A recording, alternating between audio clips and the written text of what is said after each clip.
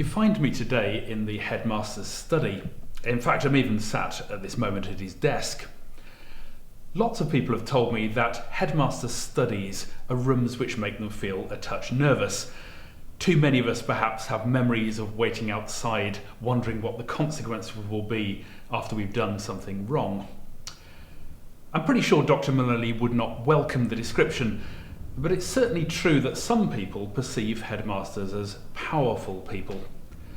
And so it felt as if this was an appropriate place to come and ask some questions about power.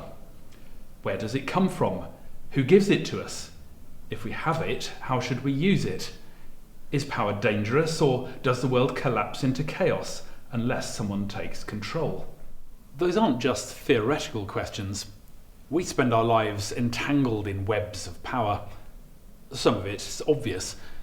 As pupils at Uppingham, you can't help but be sharply aware of the power your housemaster or housemistress has over your life. I'll have those unauthorised earrings, please, Pollyanna. But beyond those familiar individuals, there are faceless institutions and rather shadowy organisations which have, when they choose, great power over our lives. Employers, governments, the big tech companies whose algorithms determine which news story comes at the top of our feed, and so what we get to hear about the world.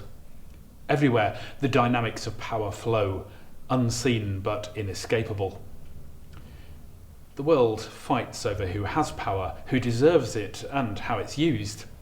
Think of those unprecedented battles over the result of the United States presidential election, the Black Lives Matter movement, or, in the UK press, even that story of the Derbyshire police officers who perhaps rather overzealously fined two friends walking around a reservoir with their skinny lattes for breaking lockdown rules. What we don't always recognise is how we have power over other people. While you may not feel especially powerful if you're in fourth form, or if you're a parent trying to get your ungrateful offspring to behave more like young ladies or gentlemen, I'll bet even you exercise power over others at times. Often it'll be in the form that's sometimes labelled soft power, a gentle bit of emotional manipulation rather than crudely threatening to punch them in the face. But is your iron fist less real when it's wrapped in a velvet glove? Saying, "You'll do this if you think you are my friend," can be even more effective than a punch. My own thinking about power has to start with the words of Jesus, who, when asked by Pontius Pilate, a military governor with armies and the power of life and death at his disposal, whether Jesus fancied himself some kind of king, replied, "My kingdom is not of this world." If Jesus claims power, it's not through an appeal to status or strength or wealth or birth. His power comes from the vulnerability of love, and sometimes that can look very like weakness. No matter what age we are, our words can shape other people's thoughts. We can heal or hurt them. And being Uppinghamians, many of you will in time come to have a lot more power.